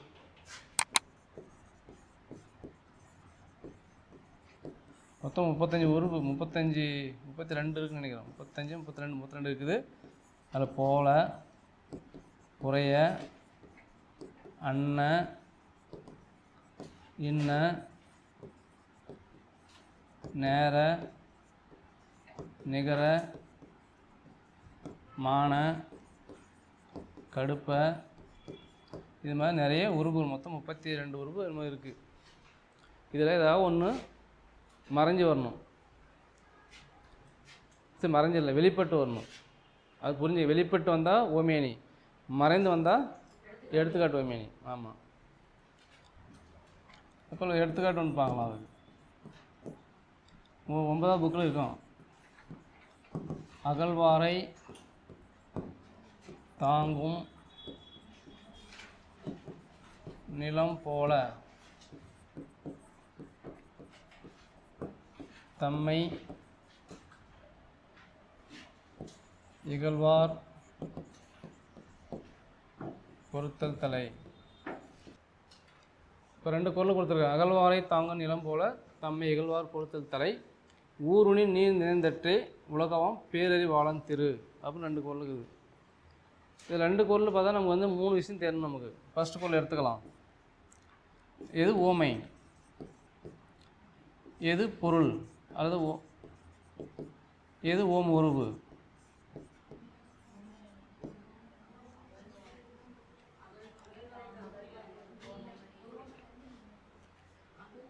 அகழ்வாரை தாங்கும் நிலம் அதான் ஓமையா? அகழ்வாரை தாங்கும் நிலம் இது ஓமை. பொருள் வந்து ஆமாம், இகழ்வார் பொறுத்தல் தலை. இகழ்வார் பொறுத்தல் இதில் ஓம் உருவம் என்ன வரும்? போல. ஏன்னா வெளிப்படையாக வரணும்னு சொல்லிட்டேன் இல்லையா, வெளிப்படையாக வந்துருச்சு. இந்த எந்த பொருள் விளக்குறது எந்த ஓமி சொல்கிறாங்க? நம்மளை யாராவது இழிவாக பேசிட்டா அவங்கள பொறுத்துக்கணுமா? எப்படி பொறுத்துக்கணும்? எது மாதிரி பொறுத்துக்கணும்? நிலம் வந்து தம்மை தோண்டுவர் எப்படி தாங்கிக் கொள்ளுதோ, இப்போ ஒரு அடி நோன்னா ஒரு அடி கீழே தாங்குது, 10 அடி நோன்னாலே 10 அடி கீழே போய் அந்த பூமியிலனா தாங்குது, 100 அடி நோன்னா 100 அடி கீழே போனால் தாங்குது இல்லையா? அது மாதிரி வந்து நம்ம தோண்டுவரை எப்படி நிலம் தாங்கிக் கொள்ளுதோ அதே போல் நம்மளை யாராவது இழிவாக பேசிட்டானா அப்புறம் பொறுத்து கொள்ள வேண்டும் அப்படின்றத ஊமையணி சொல்லியிருக்காங்க. அடுத்து பாரு, ஊருணின் நீர் நிறைந்த தற்று உலகவாம் பேரறிவாளன் திரு. இது என்ன, எது உண்மை எது பொருள்? இதுக்கு இங்கே எழுதிக்கலாம். ஊருணி நீர் நிறைந்தற்று, நீர் நிறைந்தது அப்படின்னு. ஊருணி நீர் அப்படின்னு அர்த்தம். ஊருணி நீர் நிறைந்தது, இது பொருள் என்ன வரும்? திருன்னு என்னது? திருன செல்வம். திருன செல்வம் தான். பேரறிவாளன் திரு.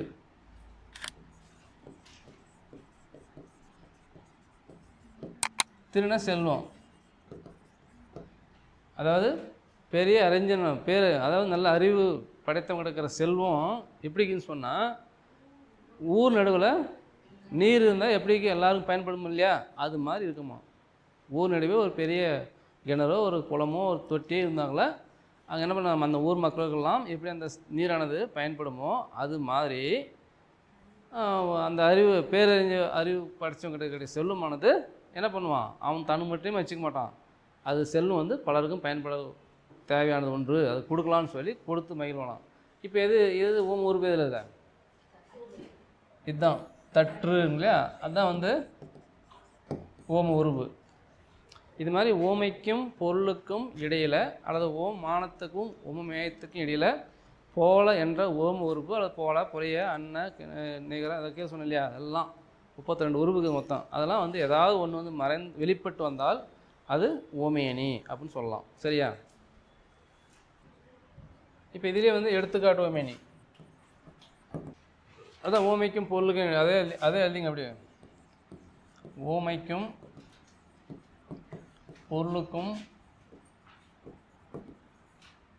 இடையில் இப்படி கேட்டிருக்காங்கப்பா. ஓமைக்கும் பொருளுக்கும் இடையில் ஓம் ஒரு மறந்தவர் டேஸ் அணி அப்படின்னு கேட்டிருக்காங்க கொஸ்டின்.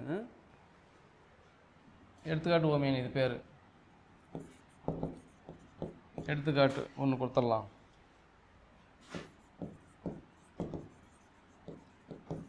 புறந்தூய்மை நீரான் அமையும், அகந்தூய்மை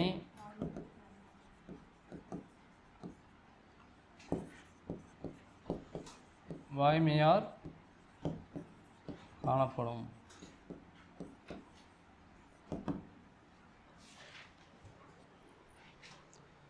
இதில் ஓம் ஒரு இருக்க பாரு, இதில் எது ஓமை எது பொருள்?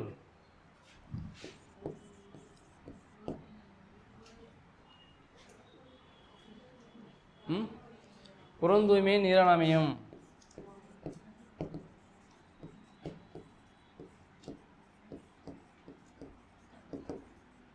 அப்படி என்ன அர்த்தம்? பொருள் என்ன வரும்? அகந்தூய்மை வாய்மையால் காணப்படும்.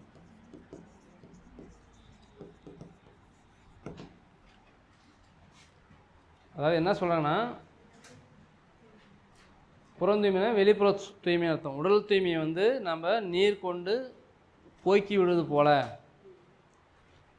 அகத்தூய்மை எப்படி போகலான்னு சொன்னால் உண்மை பேசுதாலும் போகும் அப்படின்னு சொல்கிறாங்க. அப்போ அந்த புற தூய்மையை நீர் கொண்டு அந்த அழுக்கை நீக்குவது போல, அந்த போலன்ற வார்த்தை அங்கே கேதாங்க இல்லை, அந்த போலன்ற வார்த்தை எங்கேயுமே இல்லை. அதுபோல் அந்த உள்ள தூய்மை வந்து வாய்மை உண்மை பேசுவதனால சுத்தம் ஆகிடும் அப்படின்னு சொல்கிறாங்க. அப்போ அந்த ஓம உறுப்பு இல்லை, மறைஞ்சிருக்குது.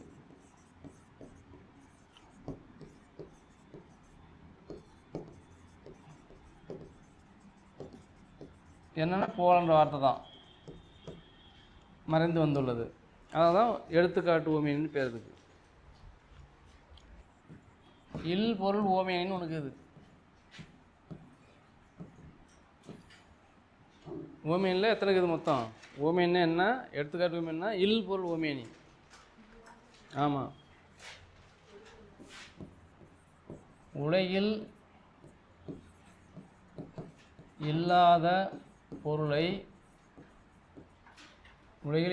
பொருளை அல்லது நடக்காத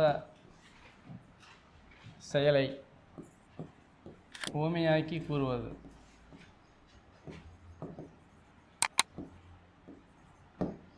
உலகில் இல்லாத பொருளாக்கலாம் அல்லது நடக்காத செயலாக்கலாம். இது சொன்னாக்கல அது வந்து இல் பொருள் உவமைன்னு பேர். அதுவும் ஒரு குறள் உங்கள் புக்கில் கொடுத்துருக்காங்க. அன்பு அகத்தில்லா உயிர் வாழ்க்கை வன்பார்க்கன் வற்றல் மரம் தளிர்ந்தற்று அப்படின்னு கொடுத்துருக்காங்க. அன்பு அகத்து இல்லா அப்படின்னு அர்த்தம். அன்பு அகனது மனசில் இல்லாத ஒரு வாழ்க்கை எப்படின்னு சொன்னால் அது சொல்ல பாரு. வன்பார்க்கன் வலிய கெட்டியான பாறை மேலே வற்றல் மரம் தளிர் பெற்று வளர்வதற்கு ஒப்பாகும். அதாவது அன்பே அகத்தில் இல்லைப்பா. அன்புனா பாசம் பற்று எதுவுமே அகத்தில் உள்ளத்தில் இல்லை. அந்த உயிர் வாழ்க்கை எப்படின்னு சொன்னாங்கள அதான் அன்பு அகத்தில்லா உயிர் வாழ்க்கை. அன்பு வந்து உள்ளத்தில் இல்லாத உயிர் வாழ்க்கை எப்படி இருக்குன்னு சொன்னால் வலிய பாலை நிலத்தில் வற்றல் அந்த காஞ்சி போன ஒரு குச்சியை வந்து நட்டு வச்சோம்னா அது வந்து துளிர் பெற்று வளர்வதற்கு ஒப்பாகும் அப்படின்னு சொல்கிறாங்க. அது ஏன்னா அது நட்டு வைக்க முடியுமா? காஞ்சி போன குச்சி நட்டு வச்சா பத்துமா? அது நடக்காது இல்லையா? இல்லாத பொருள் தானே அது. அதுதான் அது இல்லாத பொருளை வந்து நடக்காத சம்பவத்தை வந்து ஒரு பாட்டில் வந்து உவமையாக சொல்கிறதுனா அது வந்து இல் பொருள் உவமைன்னு சொல்கிறாங்க. இன்னும் பழைய புக்கில் வந்து பார்த்தா அது ஒன்று குடிச்சிக்க. இது 1வது எடுத்துக்காட்டு. பழைய புக்கில் தான் இது.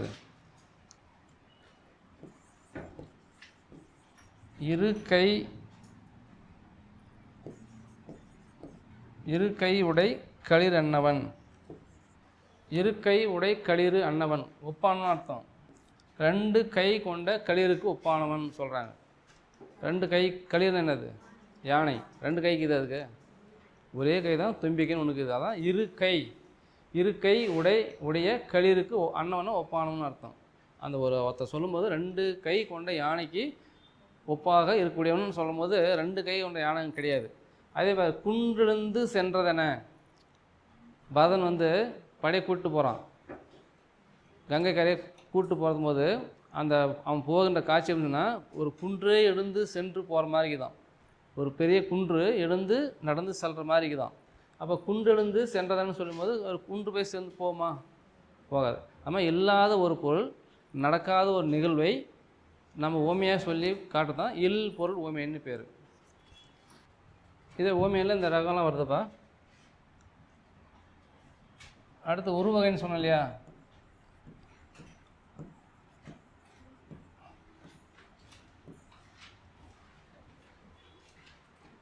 ஓமையும் பொருளையும் வேறுபடுத்தாமல் இரண்டும் ஒன்றுபட கூறுவது. ஓமையையும்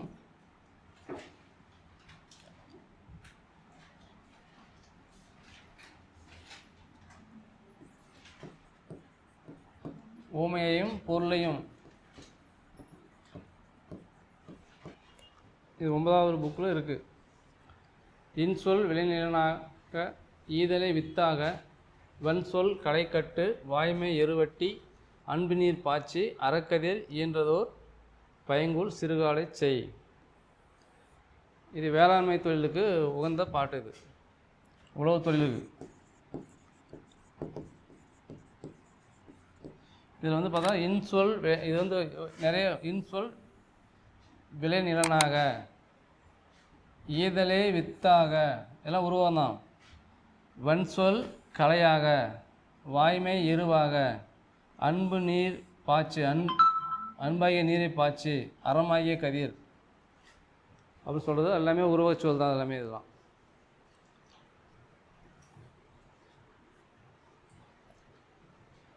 இனிய சொல்லு வந்து ஒரு விளை நிலமாக வச்சுக்கணுமா. நம்ம இனிய சொல்லு இருக்கு இல்லையா, அந்த இனிய சொல் வந்து ஒரு பூமியாக உருவப்படுத்திக்கணும். பூமியாக நினச்சிட்டு அந்த பூமி என்ன பண்ணணும், ஈதலே வித்தாக கொடுக்கறது, அள்ளி கொடுக்குறது இல்லையா. இல்லை என்று வந்தவருக்கு இல்லை என்னாமல் எடுத்து கொடுப்பது தான் கொடை. அப்படி கொடுக்கும்போது அது வந்து என்ன பண்ணுமா, ஈதல் விதையாக அந்த பூமியில் போடணுமா. நல்லா புரிஞ்சுமா. இனிய சொல் நிலமாக வச்சுக்கணும், அதில் கொடுக்கறத வந்து விதையாக போடணும். அதில் களை வரும் இல்லையா, வன் சொல், கொடிய சொல், தீய சொல்ல வந்து கலையாக எடுத்துடணும். வாய்மை என்ற ஒரு எருவை அதுக்கு போடணும், உண்மை என்ற எருவை போடணும். அன்பு என்ற நீரை அதுக்கு காட்டணும். அறம் என்ற கதிர், அறம் என்னது, நல்ல செயல்னு அர்த்தம். அந்த நல்ல செயல் கதிராக வரும். இதுதான் வந்து பைங்கூழ் சிறுகாலை செய் விவசாயத்தில் பண்ணுறதுக்காக ஒரு அருமையான பாட்டாக சொல்லியிருக்காங்க. பசுமையான கூழ்லம் அந்த தானியம், அதாவது பயிர் செய்கிறதுக்காக. சரியா, இது வந்து எல்லாமே ஒரு வருஷம் தான் இருக்குது.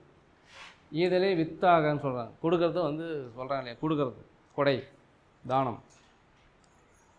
கொடை கொடுப்பது சிறந்ததா, கொடை கேட்கறது சிறந்ததா?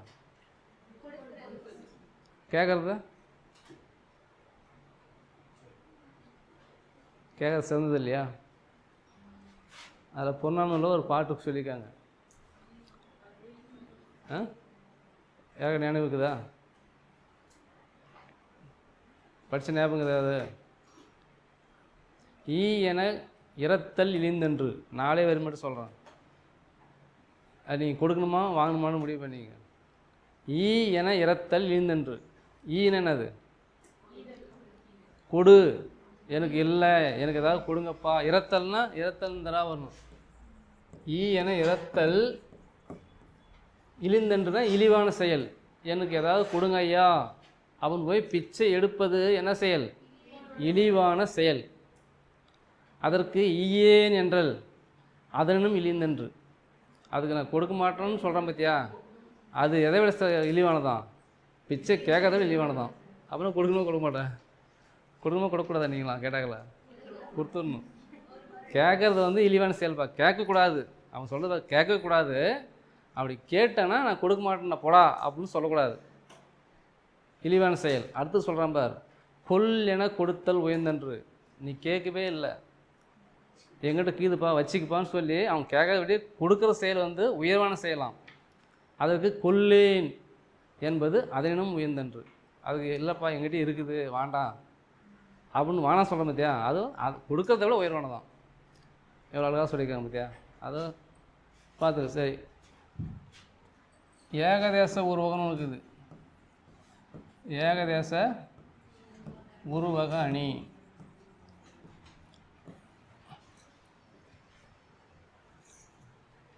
ஏகதேசம்னு என்ன விளக்கம்?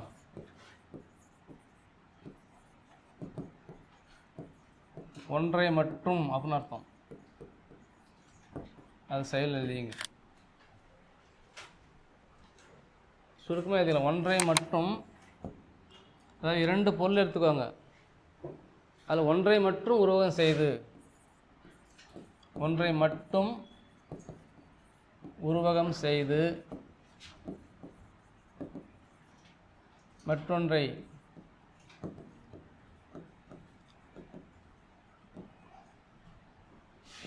உருவகம் செய்யாமல் விட்டு விடுவது ஏகதேச உருவகணி.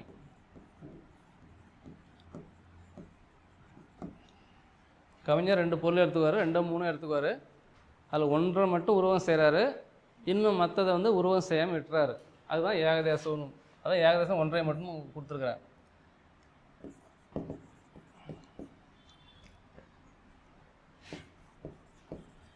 பிறவி பெருங்கடல் நீந்துவர்.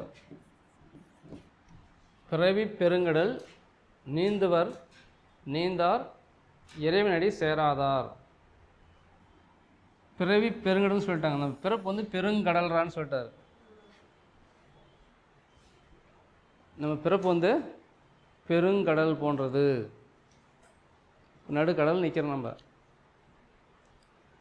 நீந்தி வருவாங்க, நீந்தி வந்தவங்களாம் என்ன பண்ணுவாங்க? இறைவனுடைய பாதத்தை சென்று அடைவாங்க.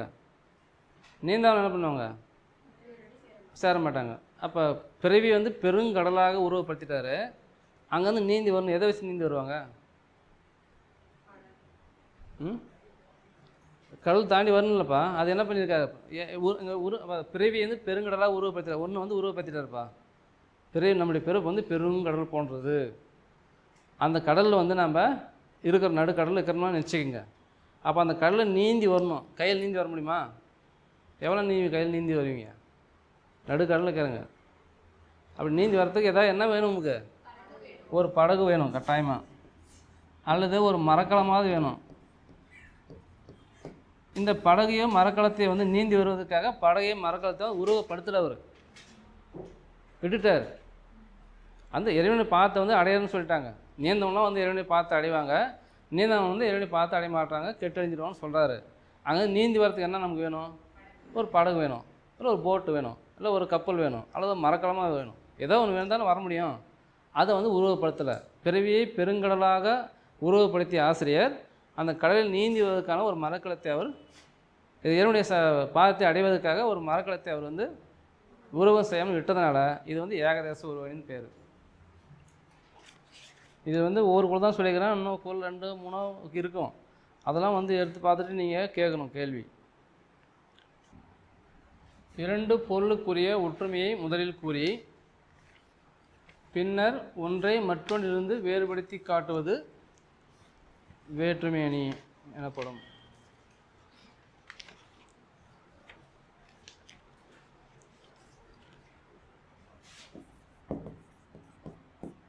இது உங்களுக்கு தெரிஞ்சுக்கொள் தான். தீயினால் சுட்ட புண் உள்ளாரும் ஆறாதே நாவினால் சுட்டவடு. என்ன விளக்கம் சொல்லியிருக்காங்களா? 2 பொருளுக்குரிய ஒற்றுமையை முதலில் கூறி பின்னர் ஒன்றை மற்றொன்று வேறுபடுத்தி காட்டுவதுன்னு சொல்கிறாங்க இல்லையா? 2 பொருள் என்ன சொல்கிறாங்க? ஒன்று வந்து தீயினால் சுட்டது, சுட்ட புண். இன்னும் வந்து நாவினால் சுட்ட புண்.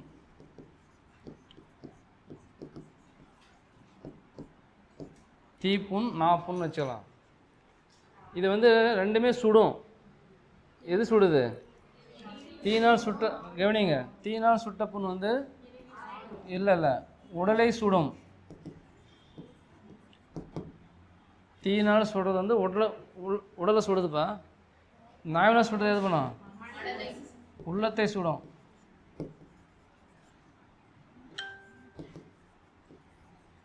இது ரெண்டும் ஒற்றுமையா? வேற்றுமை இல்லை, ஒற்றுமை. ரெண்டுமே சுடுது. ஏன் சரிக்கிறீங்க? ரெண்டுமே சுடுதுப்பா. ஒன்று வந்து தீ கொல்லி எடுத்து நெருப்பு உடல வச்சா சுட்டுருது. ஐயோ சுட்டுச்சேன்னு சொல்லி வலிக்குது. அது வந்து உடலை சுடுது. ஒரு தீய வார்த்தை பேசிடுறோம். ஐயோ இப்படி பேசிட்டேன்னு சொல்லி மனசு சுடுது. இப்போ சுடுகின்ற தன்மையில் ரெண்டும் ஒன்று தான். தீயும் ஒன்று தான், தீ சொல்லும் ஒன்று தான். ஒற்றுமை. அது ஒற்றுமை சொல்லிட்டு என்ன சொல்கிறாங்க? தீயினால் சுட்டது ஆறிவிடும், நாவினால் சுட்டது ஆறாது. என்ன பண்ணுறாரு? வேற்றுமை வேறுபடுத்திடுறாரு. தீயினால் சுட்ட புண் வந்து மேலே வடுவாக தெரியும், தழும்பு தெரியும், ஆனால் உள்ளே சுத்தமாக ஆறி போயிடும். நாவினால் சுட்டது வந்து வடு தெரியாது, ஆனால் மனசுக்குள்ள வடுவாக நிற்கும். அப்போ சுடும் தன்மையால் ஒன்றுபடுத்தி அந்த அந்த ஒன்றுபடுத்தி விட்டு என்ன பண்ணுறாரு? ரெண்டும் வந்து ஒன்று ஆறும் இன்னொன்று ஆறாமன்னு சொல்லிட்டு வேறுபடுத்திக்கிறதுனால அது வேற்றுமைன்னு சொல்கிறாங்க. தன் ப்ளஸ்ஸு குறிப்பு ப்ளஸ்ஸு ஏற்றம் ப்ளஸ்ஸு அணி. இதிலே சொல்லிடலாம் விளக்கத்தை. தன்னுடைய குறிப்பை ஏற்றி கூறுவது, இயல்பாக நடக்கும் நிகழ்ச்சியின் மீது கவிஞர் தன் குறிப்பை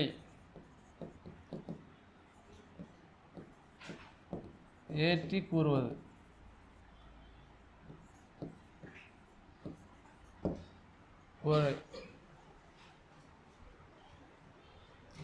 அது 10வது புக்கிலே வந்திருக்குது.